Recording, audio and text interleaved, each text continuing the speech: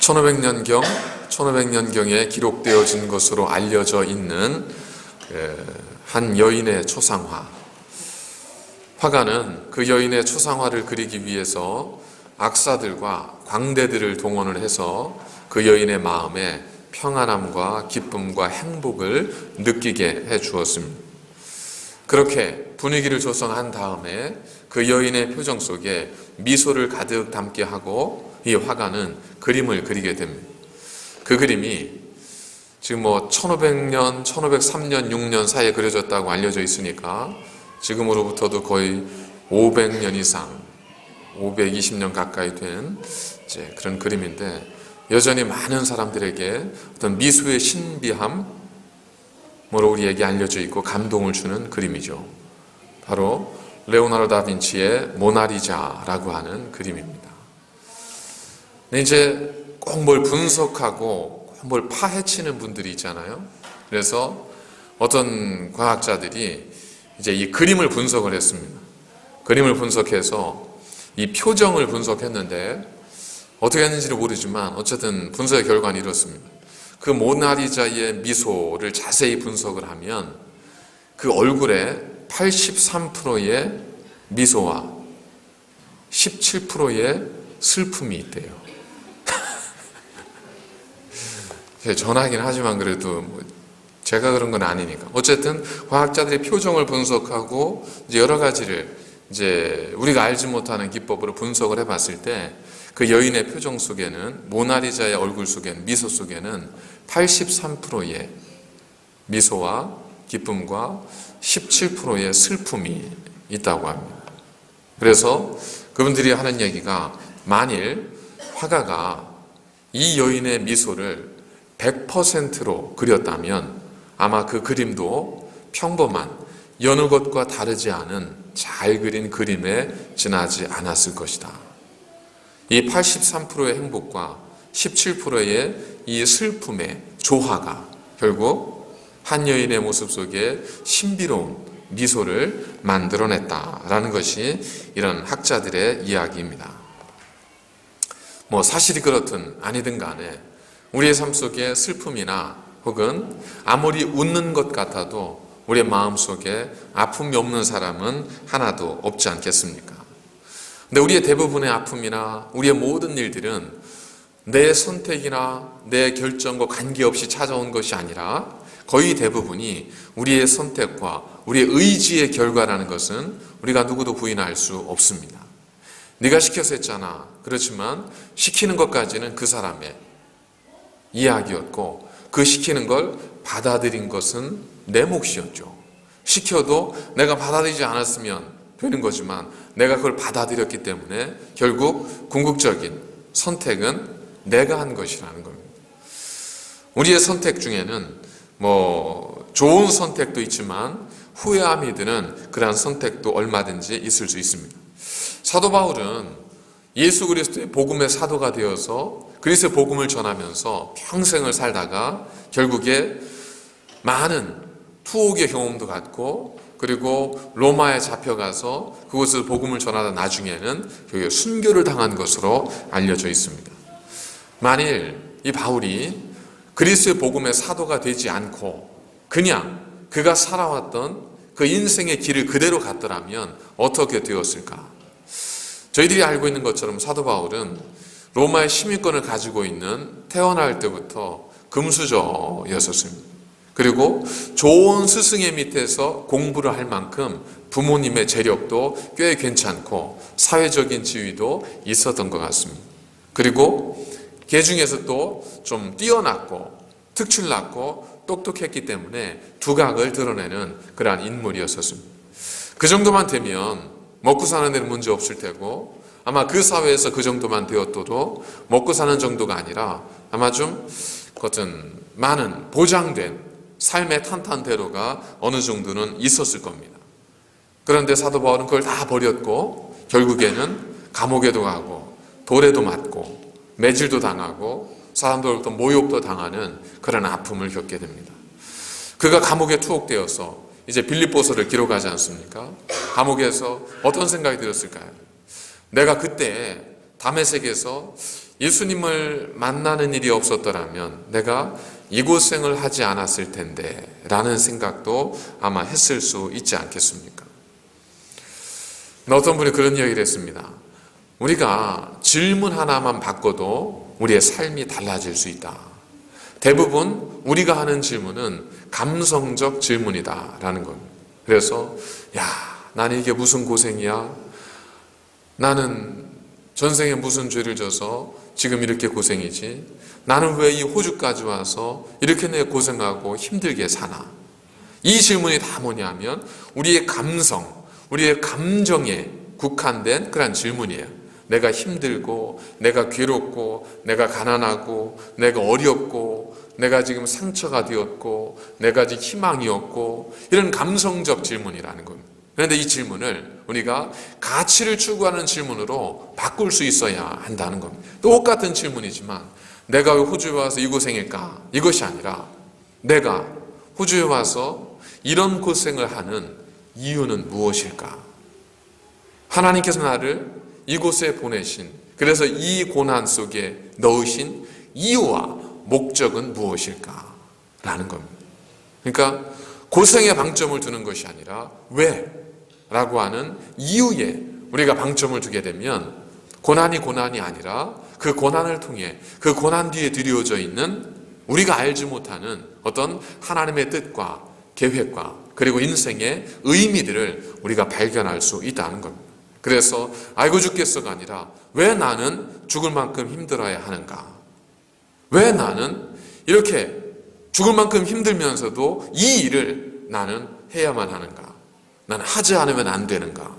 여기서 뭐가 나오죠? 인생의 답이 나오는 거죠. 힘들어 죽겠어. 여긴 답이 없어요. 누가 이 질문에 답을 하겠습니까? 누가 여러분을 찾아와서 여보 당신 나 힘들어 죽겠어. 그럼 뭐라고 하시겠어요? 가장 큰 위로가 나도 힘들어. 말문을 막으려면 그거밖에 없잖아요. 답이 없는 거예요.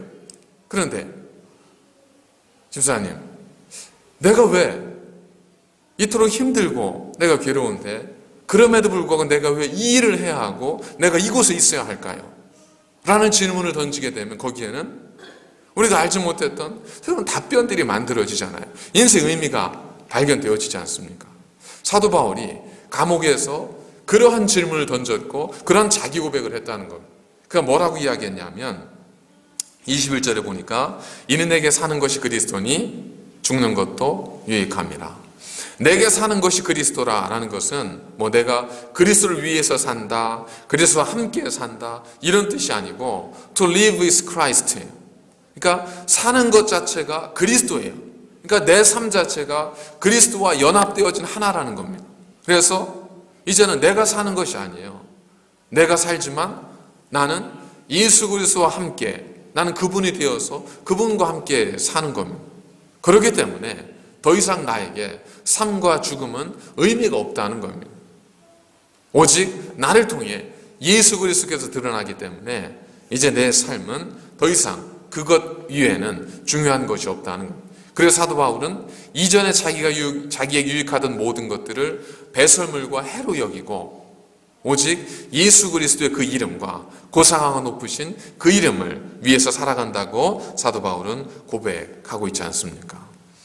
이 고백이 있었기 때문에 사도 바울은 감옥에 갇혔지만 거기에서 자신의 삶을 한탄하고 그때의 선택을 후회하거나 혹은 다른 사람들의 삶을 부러워하거나 그러지 않았습니다.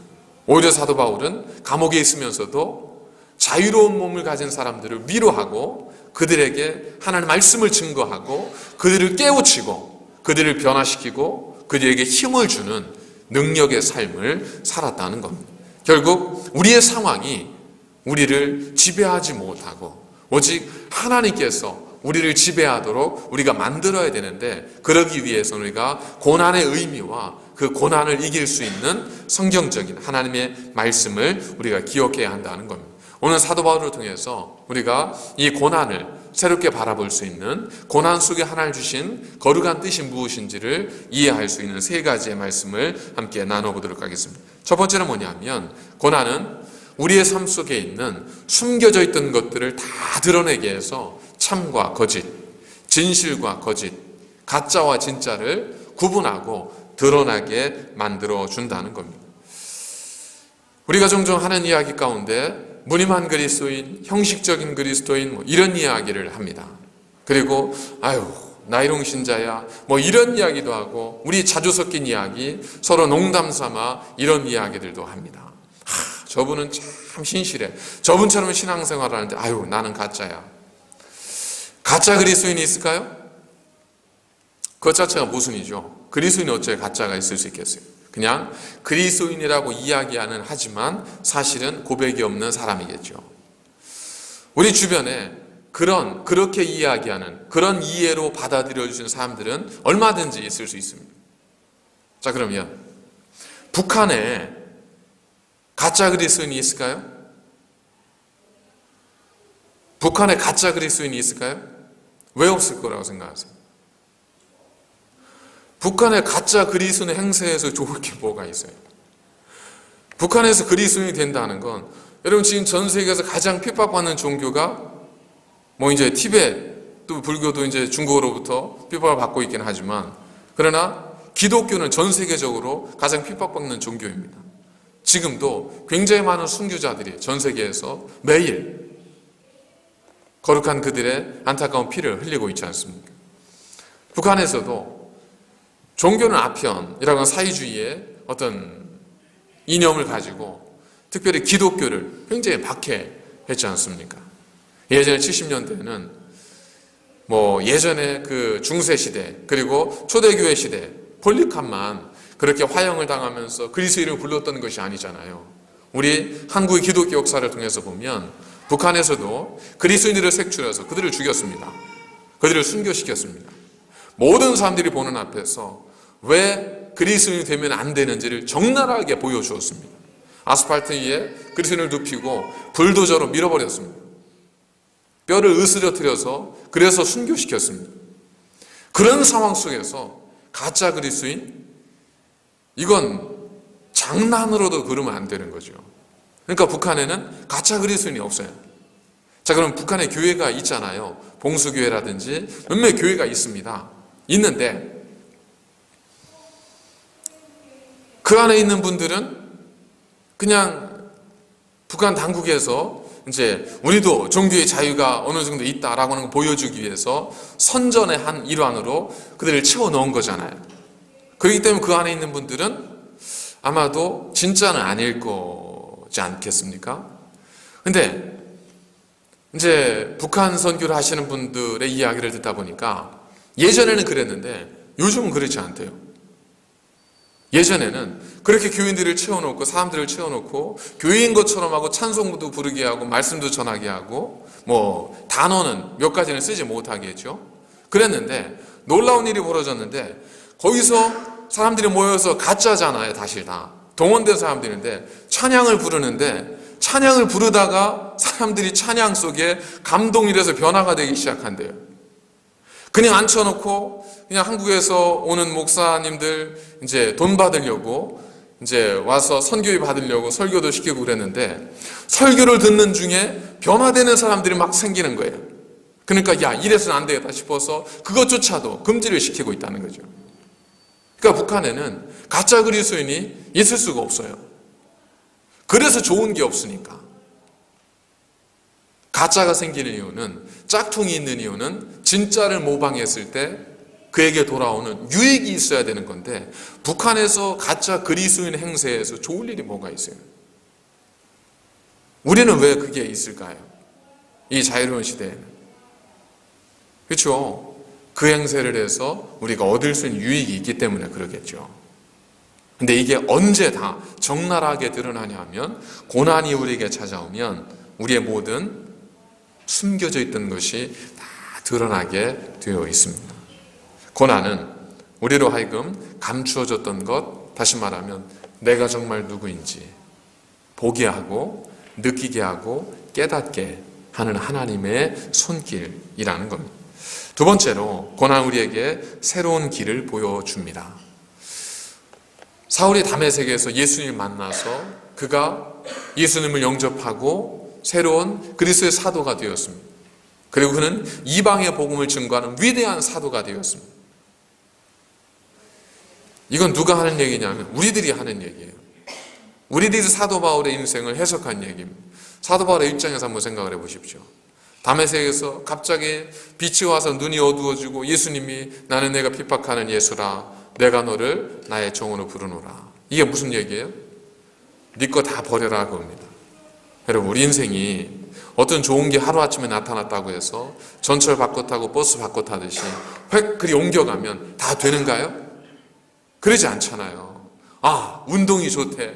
나에겐 이 운동이 최적이래 라고 생각하고 결단해도 시간 지나면 고민되고 시간 지나면 의지가 약해지고 포기하고 싶은 것이 우리의 마음인데, 이 사도 바울의 입장에서도 그전에 즐겨하던 모든 것, 유익했던 모든 것, 자신의 모든 삶에 보장이 되었던 모든 것들을 사도 바울이 다 버려야 되는 거예요.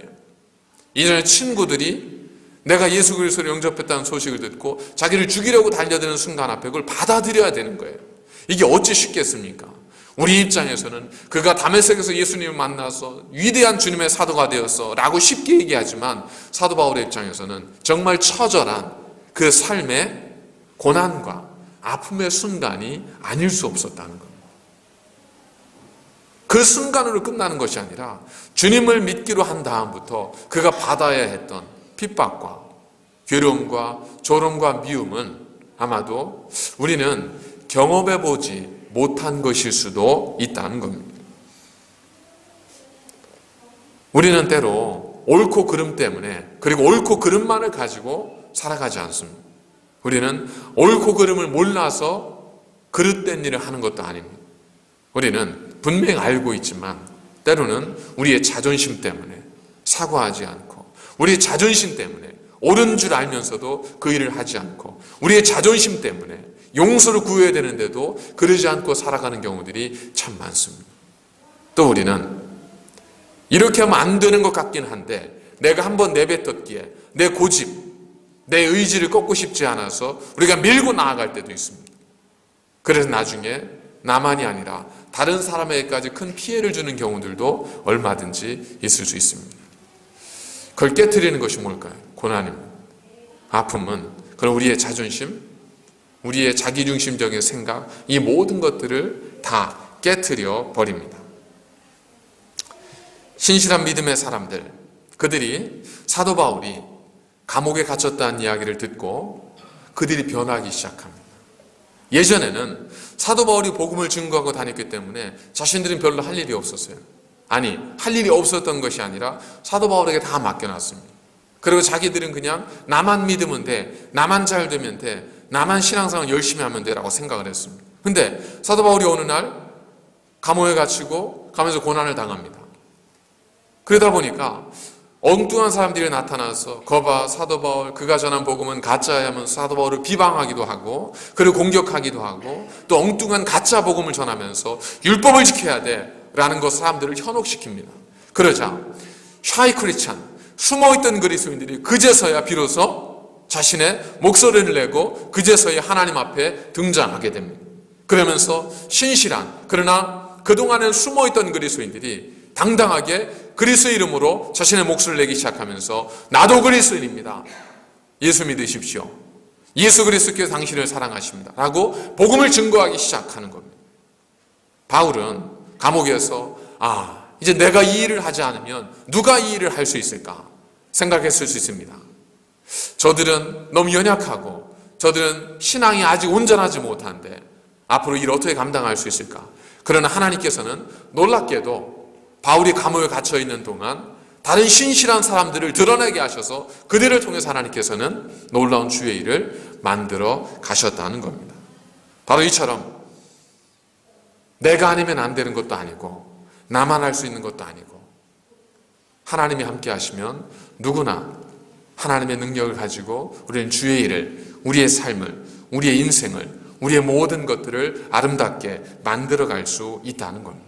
그러나 그 하나님을 의지하고자 하는 그 마음이 여전히 우리 속에 있기보다는 여전히 내 생각과 내 주관과 내가 깨트려지지 않는 내 자아 때문에 하나님을 의지하지 못할 때 하나님께서 그것을 깨트리기 위해서 우리에게 고난이라고 하는 시련을 주실 수 있다는 겁니다.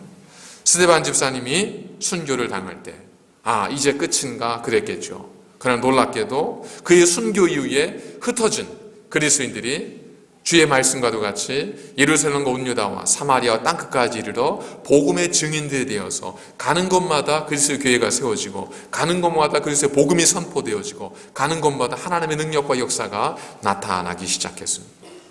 이것이 하나님께서 고난을 통해서 하셨던 일이었었습니다. 키라이프 선교회를 끌고 있는 미국의 방송가인 스티브 브라운이 지은 당신의 끝은 하나님의 시작입니다 라고 하는 책이 있습니다.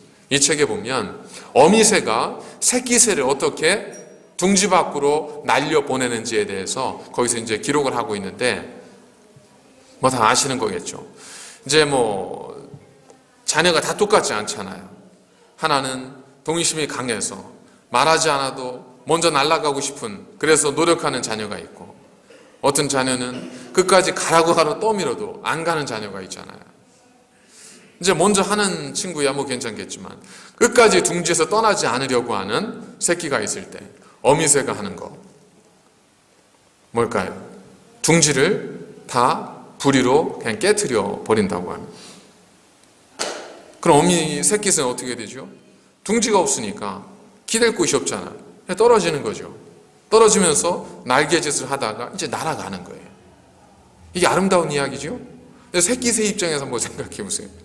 지금 엄마가 지금 나한테 뭐 하고 있는 거예요? 밖으로 날아보려고 하는데 나는 태어나서 한 번도 날아본 적이 없어요. 그렇게 고개를 내밀고 내려봐도 굉장히 높아요. 못 날면 죽는 거예요. 엄마는 너는 할 수 있어. 너는 존귀한 존재야. 너는 하나님의 사랑받는 존재야. 너는 뭐든 할 수 있으라고 하지만 나는 한 번도 날아본 적이 없고, 내가 그동안 봤던 건 옆나무에서 어떤 애 하나가 날다가 못 날아 뚝 떨어져 죽은 걸 내가 며칠 전에 봤거든요. 그러니 쉽게 나아갈 수가 없는 거죠. 그러니 어떻게 해요? 안 나갈래 그러죠. 어미새가 참다 때가 되어 도저히 안 되면 그때는 어떻게 하냐면 둥지를 다 무너뜨려 버리는 겁니다. 그럼 어쩔 수 없이 이 새는 그냥 어쩔 수 없이 날게 되는 거예요. 꿈과 비전을 가지고 나는 게 아니에요. 그냥 살려고 나는 거예요. 여러분, 우리가 정말 꿈과 비전을 가지고 사나요? 그래서 우리가 인생에 이만큼 아름다운 삶을 만들었나요? 정말 죽지 못해 살고, 때로는 어쩔 수 없어 살고, 때로는 바둥거리며 살아봤더니 그래도 좋은 날이 오기도 하잖아요. 그렇게 기도하고 부르짖었더니 그래도 하나님께서 내 이름을 기억해 주시고 나를 잊지 않아 주셨지 않습니까? 그렇게 하나님께서 우리의 둥지를 흩으시고 어쩔 수 없이 우리가 소리 지르면서 날개짓하며 퍼득거릴 때 우리도 모르게 우리가 하늘을 나는 존재가 되는 거죠. 그러지 않았다면 우리는 여전히, 우리의 고난이 없었다면 우리는 여전히 둥지 안에 있는 새처럼 그렇게 자기 세계에 갇혀서 나만을 위해 사는 그러한 존재였지 않았겠습니까? 고난은 이와 같이 우리로 하여금 새로운 길을 가도록 인도해 준다는 겁니다. 마지막으로 이 고난이 우리에게 주는 것은 뭐냐면 우리로 하여금 변화의 길로 나아가도록 만들어준다는 겁니다. 변화는 가르친다고 오는 게 아니죠. 변화는 누가 알려준다고 해서 오는 게 아닙니다. 그래서 변화가 왔다면 우리 모두는 정말 지금 더 많이 변해 있어야 되겠죠. 변화는 가르쳐주는 자의 몫이 아니라 변화는 받아들이는 사람의 몫입니다. 받아들이는 사람이 깨닫지 않으면 변화는 찾아올 수 없습니다.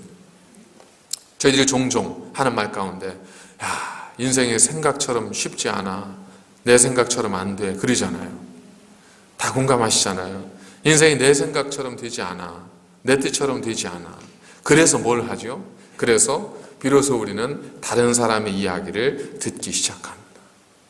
난 이렇게 해서 성공했어 라는 사람의 이야기를 듣기 시작하는 거예요. 그러지 않으면 우리가 다 판단하고 우리가 다 생각해 버립니다. 아니, 나보다 잘난 게 뭐가 있어? 나도 만약 저 정도에서 태어났으면 저 정도는 할 수 있었어. 나도 저런 부모님 만났으면 저 정도 왜 못했겠어?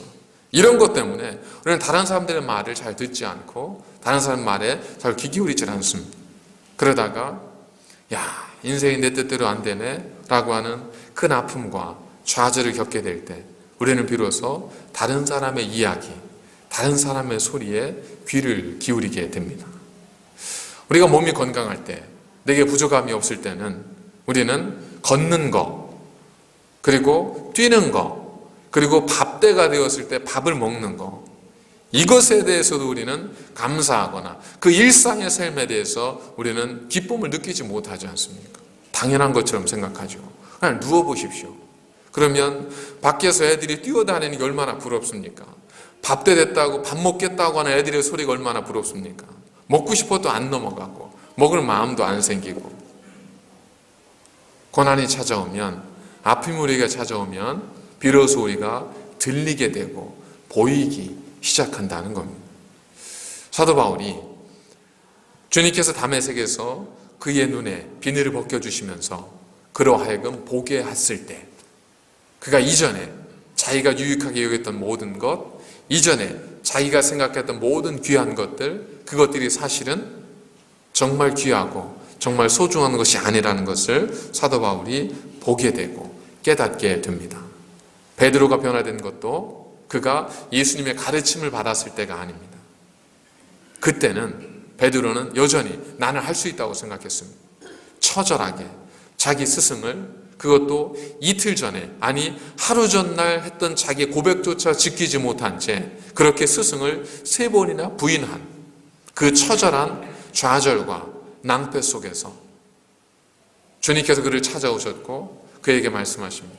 베드로야, 네가 나를 사랑하느냐? 그리고 베드로를 향해서 내 양을 먹이라고 맡겨주실 때 베드로가 깨달았지 않겠습니까?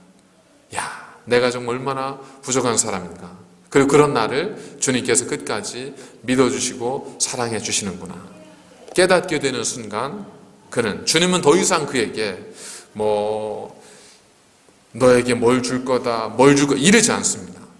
딱 깨닫고 나니까 주님께서 어떻게 하죠? 네가 나중에 나를 위하여, 이제 그렇게 직접적으로 표현하지만 비유적으로, 네가 나중에 나를 위하여 죽게 될 것이다 라고는 순교적 예언을 주님께서 베드로를 위해서, 베드로를 향해서 요한복음 마지막 장에 하고 있지 않습니까? 그렇습니다. 고난을 통해서 우리가 깨달을 수 있을 때, 하나님이 깨닫게 하시는 것을 우리가 알게 될 때, 더 이상 고난은 두려움이나 아픔이 아니라 우리에게는 새로운 길이 되고, 지난주에 말씀드렸던 것처럼 고난의 역사를 통해서 우리는 비로소 우리가 가야 될 길과, 비로소 우리가 해야 될 일과, 비로소 우리가 살아가야 될 인생의 방향을 온전히 잡을 수 있다는 겁니다.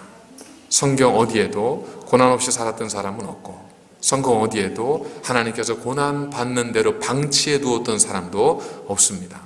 주를 의지하는 자는 하나님께서 언제나 그 능력의 큰 팔로 지키시고 붙드시고 인도해 주십니다. 혹 인생의 어려움, 여러 가지 경제적인 어려움, 혹은 관계의 어려움, 혹은 가르침의 어려움, 혹은 관계의 어려움, 여러 가지 어떤 어려움들이 우리에게 있다 할지라도 여러분, 그것이 끝이 아닙니다. 고난은 절대 목적이 아닙니다. 고난은 목적이 아니라 무엇인가 감추어진 하나님의 뜻을 이루기 위한 하나님의 사용하시는 도구이며 수단일 뿐입니다. 그 고난 뒤에 있는, 그 엄청나게 쏟아지는 소나기, 그 구름 위에 있는 찬란한 태양을 우리가 볼 수 있을 때, 믿음의 눈으로 그걸 볼 수 있을 때, 우리는 소나기 아래에서도 우리는 밝은 내일을 꿈꾸며 살아갈 수 있다는 겁니다. 왜냐하면 그게 거기 있는 걸 우리가 알기에. 그렇습니다. 우리는 비록 고난당할 수 있습니다. 우리는 괴로울 수 있습니다.